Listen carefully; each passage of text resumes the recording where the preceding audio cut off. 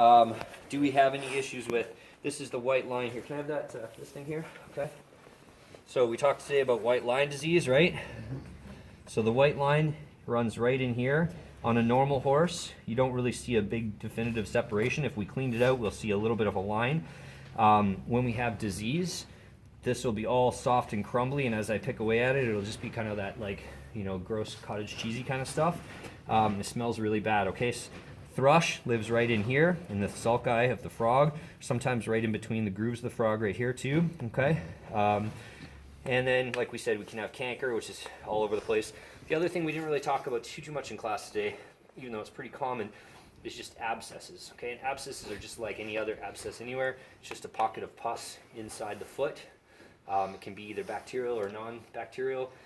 They can be very sore about it. Their digital pulses will be increased. We'll feel the we'll feel the sensitive area with our hoof tester, and that's where we take our little knife and be able to just dig away a little bit and try to find an area where there's a little pocket of pus and make that come open, okay?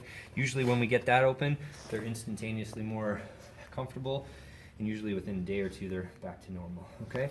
Other things that we look at that are more subtle, this is not something you'll be asked about, but for you horse people, we look at the build of the foot.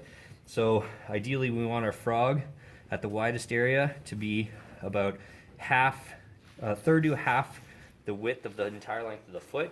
So what we can see on this front foot, or sorry, this back foot, is we do actually have a pretty nice wide frog here. The heels are sit a little bit too far forward. So he's bearing his weight, or she's bearing her weight a little too far forward, but our frog's in pretty good shape, and our length versus width of our foot is pretty good. Versus if we look at the front foot, one of the consequences of having shoes on, you can see how narrow our frog is here, right? So we have a pretty significant amount of heel compression on here, probably just from long-term shoes. That's a tough thing to solve unless we were to take these shoes off for a couple months and let that foot widen out. Most horses that have shoes on for a period of time have this kind of problem. But when we talk about, like today we talked about navicular disease, for example, remember?